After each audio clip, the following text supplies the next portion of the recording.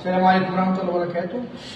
من مكتبة مصر الحديثة للدقي لقاء متجدد مع الموهبة الجميلة. اسمك ايه؟ ريناد. علي صوتك يا ريناد. ريناد أحمد. ريناد أحمد. ريناد دي صوتها جميل جدا، كانت بتغني في مهرجان فتافيت السكر بعنوان أهلا شهر الصوم. غنت أغنية جميلة لأم كلثوم، كلمات جميلة، وهي صوتها جميل جدا ومبدعة يعني. قولي يا حبيبتي اتفضلي. كان لك معايا أجمل حكاية في العمر كله. كان لك معايا أجمل حكاية في العمر كله.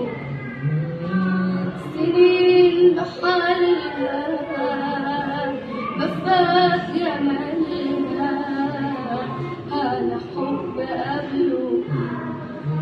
سنين ومرت زي الثواني في حبك انت، وإن كنت أقدر أحب تاني تاني تاني أحبك انت. تمام، برافو عليك. برافو عليك، صوت جميل وصوت رائع. انتوا منين اساسا؟ أنا من اسكندرية. كمان من اسكندريه، يعني من عروس النيل، عروس البحر الابيض المتوسط، اجمل مدن اسكندريه. شكرا جزيلا. كان معكم الدكتور مجدي الناظر، راديو صوت الجيل وجريده بوابه عادي مصر. كل سنه وانتم طيبين جميعا، والامه الاسلاميه كلها بخير.